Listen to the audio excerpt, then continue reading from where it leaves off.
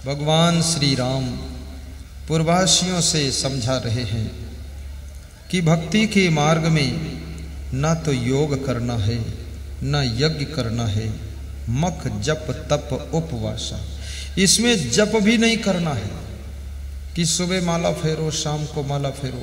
भगवान श्री राम मना कर रहे हैं कि जप की भी जरूरत नहीं और तप की भी जरूरत नहीं कि जंगल में जाकर बैठकर भूखे ध्यान लगाओ या पहाड़ों पर जाकर बैठो।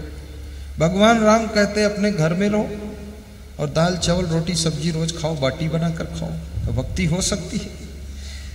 जप तप उपवासा और व्रत भी रहने के लिए भगवान कहते कोई भूखे रहने की जरूरत नहीं, आराम से भोजन कीजिए, शाकाहारी भोजन कीजिए। तो पूर्ववासियों ने कहा प्रभु फिर भक्ति में करना क्या है? तो राम कहते हैं कि पूर्ववासियों सरल स्वभाव नमन कुटिलाई यथा लाभ संतोष सदाई। भक्ति में स्वभाव को सरल बनाओ और मन के कपट को दूर करो और जितना आपको मिला है उसमें खुश रहो, संतुष्ट भी रहो, हाय हाय मत करो। ये भक्ति का अर्थ। प्रथम भक्ति संतों का सत्संग सुनना है। दूसरी भक्ति सत्संग के जो कथा प्रसंग है उन कथा प्रसंगों में प्रेम रखना, प्रेम से श्रवण करना। तीसरी भक्ति निर्माणता पूर्वक गुरु के चरणों की सेवा करना। चौथी भक्ति गुरु का गुणगान करना। गुरु ने जो आपको मंत्र दिया है उसको स्मरण रखना, पांचवी भक्ति। छठी भक्ति मन इंद्रियों को वश में रखना। सातवीं भक्ति सारे संसार के नर नारियों को सीताराम के रूप में देखना और संत मिल जाए तो उनको उससे बड़ा समझना। आठवीं भक्ति संतोष पूर्वक जीना। नवीं भक्ति छल कपटहीन होकर निर्मल मन रख करके रहना, ये नवीं भक्ति। सरल स्वभाव न मन कुटिलाई। राम कहते हैं कि पूर्ववासियों स्वभाव को सरल बनाओ। सरल स्वभाव कैसा होता है और जटिल स्वभाव कैसा होता है? मैंने सुना है किसी के घर में एक मेहमान आया तो मेहमान के लिए घर मालिक ने पूछा कि आपको दूध पिलाऊं? बोला दूध पीता हूं लेकिन गाय का दूध पीता हूं, भैंस का नहीं पीता हूं। तो बोले ठीक है, तो गाय का दूध ले आए वो लोग। तो बोले ये कौन सी गाय का है? बोले मतलब? अरे बोले काली गाय का है कि सफेद गाय का है? बोले काली गाय का। अरे बोले इसको हटाओ, सफेद गाय का पीता। तो घर मालिक मुश्किल से सफेद गाय का दूध ढूंढ कर लाया। बोले सफेद गाय का है? बोले हाँ। ठीक है, लेकिन ये गाय ने पहला बच्चा दिया उस गाय का दूध है कि सेकंड थर्ड बच्चे की गाय का दूध है? बोले ये तो नहीं पता। बोले पता लगाओ। तो पता लगाया तो बोले कि ये तीसरा बच्चा गाय ने दिया है, उस गाय का दूध है। बोले ये नहीं पीता हूं, मैं तो फर्स्ट बच्चे वाली गाय का दूध पीता हूं। अब वो फर्स्ट गाय को ढूंढा, भाई फर्स्ट बार बच्चा दिया उस गाय का दूध चाहिए, तो उसका ढूंढ के लाया। जब उसका लाया तो बोले कि ये कौन सी गाय का दूध है, देसी गाय की विदेशी गाय? तो बोले ये तो नहीं पता लगा। बोले फिर पता लगाओ। तो बोले विदेशी गाय का। अरे बोले नहीं इसको हटाओ, तो देसी गाय का होना चाहिए। तो घर मालिक ने कहा ये इतनी जटिलता है, इसमें सेवा करना बहुत कठिन है, थोड़ा स्वभाव में सरलता लाइए। अरे तीसरे बच्चे को जन्म देने के बाद गाय का दूध क्या कोई खराब हो जाता है? दूध तो दूध है, पी लो थोड़ा, वो तो सम्मान की बात है। आखिर मेहमान जिसके घर में तुम बने हो वहां दूध पीने से तुम्हारी जिंदगी थोड़ी चल जाएगी। ये तो जिस घर में गए हो उनका सम्मान करना, थोड़ा पी लो। मैं तो बहुत सी चीजें, कोई मूंगफली का दाना लाता मैं नहीं खाता हूं, लेकिन फिर भी 4 दाने उठा के खा लेता हूँ, मुझे वो पसंद नहीं मूंगफली दाना, फिर भी ले लेता हूँ 4 दाना, क्योंकि मूंगफली दाना आया तो खाओगे, नहीं तो कौन सा दाना आया, कौन सा दाना है आपके लिए, चना दाना, तो वो आदमी परेशान हो जाएगा। इसलिए वहां थोड़ा थोड़ा खा लो। सरल स्वभाव, न मन कुटिलाई और मन में कोई कपट ना हो, छल ना हो, यही भक्ति है। राम कहते हैं यथा लाभ संतोष सदैव, मन निर्छल हो। भक्ति में कपट नहीं चल सकता है, छल नहीं चलता है।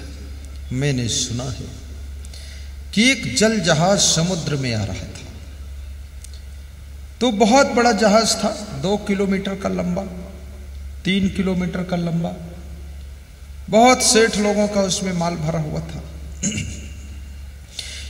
तो समुद्र में जब जहाज चल रहा था तो समुद्र में सूचना प्रसारित हुई कि समुद्री तूफान आने वाला है, ये जहाज डूब जाने की संभावना है।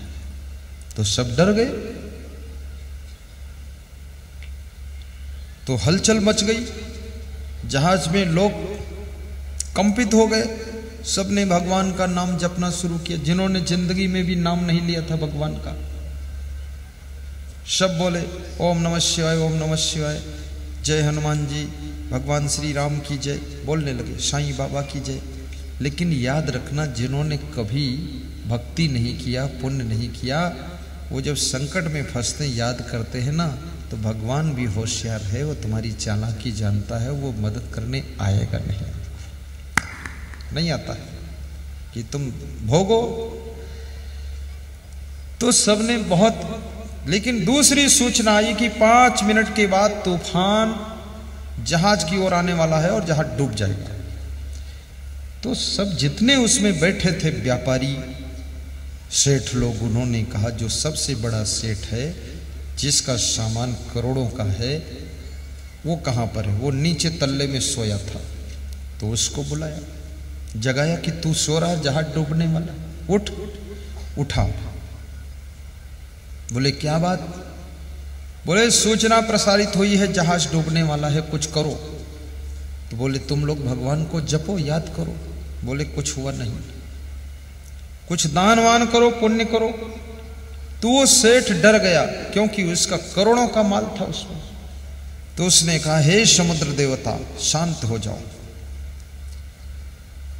अगर ये जहाज नहीं डूबा तो मेरी 1 करोड़ की हवेली है, उसको बेच करके मैं पूरा दान कर दूंगा, गरीबों को दे दूंगा, साधुओं को दे दूंगा, जरूरतमंद लोगों को दे दूंगा, 1 करोड़ की हवेली दान कर दूंगा। बोले ठीक।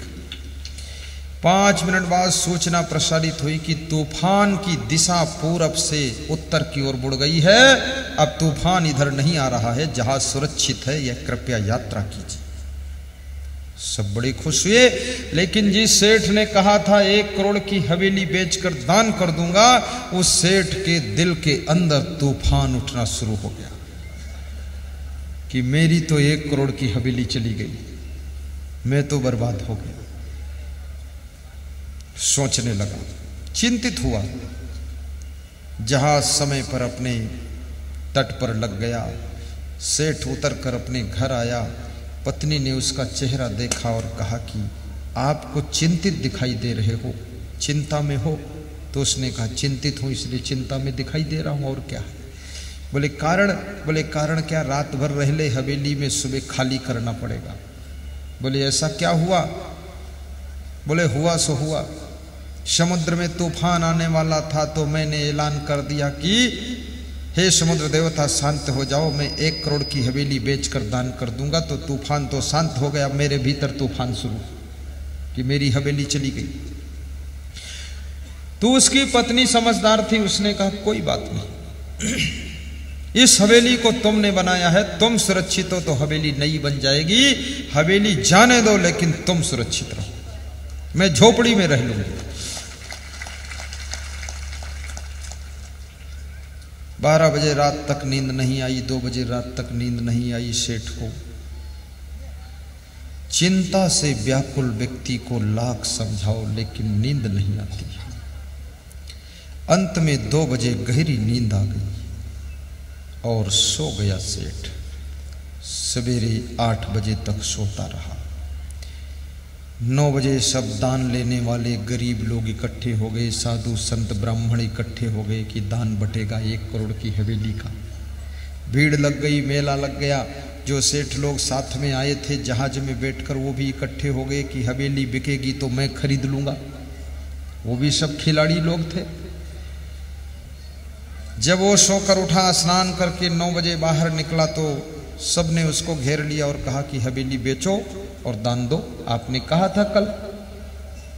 तो सेठ ने कहा चिंता मत करो, मैं बेच दूंगा। तो उसने कहा देखो भाई, हवेली में बेचूंगा, लेकिन हवेली में हमारी एक बिल्ली रहती है, पालतू है, तो बिल्ली भी बेचूंगा। बोले बेचो।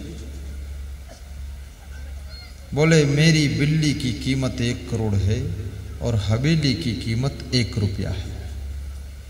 तो सबने सोचा क्या फर्क पड़ता है, 1 करोड़ की बिल्ली, 1 रुपये की हवेली, दोनों खरीद लेंगे, फर्क क्या है। बोले ये मैं तो हवेली छोड़कर निकल जाऊंगा, लेकिन मेरी बिल्ली इस हवेली में रहने की आदत हो गई तो बाहर कहाँ जाएगी, वो इसी में रहेगी। बोले ठीक है। 1 करोड़ 1 रुपये में बिल्ली और हवेली दोनों बिक गई। पेमेंट हो गया और कहा कि अब दान दो, बांटो सबको दान। तो सेठ ने क्या किया, 1 रुपया उठाकर फेंक दिया। कहा हवेली 1 रुपये की बिकी है, इस 1 रुपये में तुम दान बांट लो, और मेरी बिल्ली 1 करोड़ की है, वो मैं किसी को नहीं दूंगा।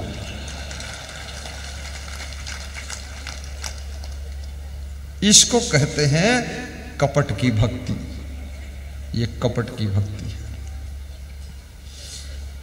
सब लोग आश्चर्य में पड़ गए कि हवेली भी बेच लिया, बिल्ली भी बेच लिया और घाटा कुछ हुआ नहीं। यही तो है कपट की बुद्धि, बहुत चतुर है। लेकिन राम कहते हैं सेवा करना, कपट न करना। सरल स्वभाव नमन कुटिलाई, यथा लाभ संतोष सदाई। आपका सरल स्वभाव हो, आपका मन निर्मल हो, जो भी आपको प्राप्त हुआ है उसका आनंद ले सकें आप, ऐसी सद्बुद्धि हो। जो नहीं प्राप्त हुआ है उसके लिए आप पुरुषार्थ करें। पुरुषार्थ से भी जो नहीं प्राप्त हो रहा है उसका त्याग करके निश्चिंत रहें। ऐसी जीने की कलाएं सीखो। आप सबको व्यास गादी धन्यवाद देती है। अभी राजस्थान में एक सज्जन कह रहे थे, मेरा लड़का कोई छोटी सी किताब सत्संग से लेकर गया था, जिस किताब का नाम है बरसे कंबल भीजे पानी। 20-30 रुपये की किताब है। बोले उसने घर में अलमारी में रख दिया। एक दिन मेरी नजर पड़ी तो उसको मैंने पढ़ा, एक पेज पढ़ा, और वो पेज पढ़ करके मेरी जिंदगी का पेज चेंज हो गया। मैं शराब पीता था, मैंने कहा इतनी अच्छी ज्ञान की बात मिल गई, आज से मैं शराब पीना छोड़ देता हूं। याद रखना, किस साहित्य की एक लाइन आपकी जिंदगी की लाइन को बदल सकती है, सुधार सकती है। इसलिए साहित्य का अध्ययन करना चाहिए। इसमें कितने लोग हैं जिनके घर में रामायण रखी है? हाथ ऊंचा करो। ठीक, नीचे कर लो। इसमें कितने लोग हैं जो रामायण पढ़ते भी हैं? हाथ ऊंचा करो। Very good. कम से कम 75% लोगों के घर में तो रामायण है नहीं, और 25% लोगों के घर में है तो पढ़ते नहीं। पढ़ते हैं केवल 5% लोग। रामायण इसलिए रख दिया है कि रामायण रखी है तो हमारे घर में राम राज्य आ जाएगा। अरे राम राज्य केवल रामायण रखने से नहीं आएगा, रामायण की चौपाइयां पढ़ने से राम राज्य आएगा। इसलिए जरा चौपाइयों को पढ़िए, दोहे गाइए। सिया राम मैं सब जग जानी, करहु प्रणाम जोर जुग पानी। राम राज्य तब आएगा। श्रीमद् भगवत गीता का ग्रंथ कितने घरों में है? हाथ उठाओ। बहुत कम। आप धनवान बनो, बुद्धिमान बनो, लेकिन भक्ति के बिना महान न बन सको। आपके घर में भक्ति आए, आपका मन प्रेम से भरे, आपकी सहनशीलता बढ़े, नशा व्यसन की आदतें आपकी छूट जाए, प्रसन्न रहने का स्वभाव आपका विकसित हो, आपके घर में रहने वाली माताएं बहनें आपके व्यवहार से, स्वभाव से, आदतों से हमेशा मुस्कुराती रहे, कभी उनको दुख न हो, और ज्यों-ज्यों उम्र आपकी ढलती जाए त्यों-त्यों आप के अंदर संतोष बढ़ता रहे और अपने बेटे बहू को प्रसन्न रखने का आपका संकल्प रहे। याद रखना, दूसरों को जो प्रसन्न रखना चाहता है उसकी प्रसन्नता कोई छीन नहीं पाता है। जो दूसरों की खुशी को भंग करता है वो जिंदगी में कभी खुश रह नहीं पाता है, कभी खुश रह नहीं पाता है। दूसरों के जो बिस्तर छीन लेता है उसका विश्राम छीन जाता है। जो दूसरों की रोटी छीन लेता है तो प्रकृति उसकी भूख को छीन लेती है। याद रखना, जो दूसरों को रोटी बांटता है वो कम रोटी खाकर भी तंदुरुस्त और स्वस्थ बना रहता है। इसलिए कभी कभी भंडारा भी करना और कभी कभी अपने गांव में खीर पूड़ी कुंवारी कन्याओं को खिलाना, और कभी कभी भाइयों और बहनों साईं जयंती के उपलक्ष्य में, कबीर जयंती के उपलक्ष्य में, तुलसी जयंती के उपलक्ष्य में और भगवान श्री राम के नवरात्रि के उपलक्ष्य में आप अपने गांव में, अपने घर में भजन कीर्तन का कार्यक्रम भी कीजिए और उसमें छोटा मोटा भंडारा भी कीजिए। पाकिस्तान में रहने वाले लोग भी मेरे नाम से वहाँ भंडारा करते हैं और कहते हैं कि आप तो नहीं आओगे पाकिस्तान में, जानता हूँ, लेकिन हम लाखों लोग आपकी वाणी टीवी में सुनते हैं तो हम यहाँ आपके नाम से भंडारा करते हैं और यहाँ चहल पहल होती है, आनंद आता है। और ये साईं धाम विशेष उन्नति करे ऐसी मेरी शुभकामना है। और साईं धाम में 60 गांव जुड़े हुए हैं। मैं तो चाहूँगा 160 गांव जुड़ जाएं। आप भी यहाँ से जुड़ें और इस धाम को विशाल रूप प्रदान करें ताकि हमको भी यहाँ कभी कभी आने का मौका मिले। और अगले साल मैं इस धाम में तो नहीं आऊँगा, लेकिन धाम के आसपास में आऊँगा और धाम में दर्शन करने आऊँगा। प्रवचन करने में 1-2 साल के बाद आऊँगा, 1-2 साल के बाद। कितने लोगों की इच्छा है कि साईं धाम में मैं बार बार आऊं, वे लोग हाथों पर को उठा दें। वेरी गुड, बार बार आऊँगा।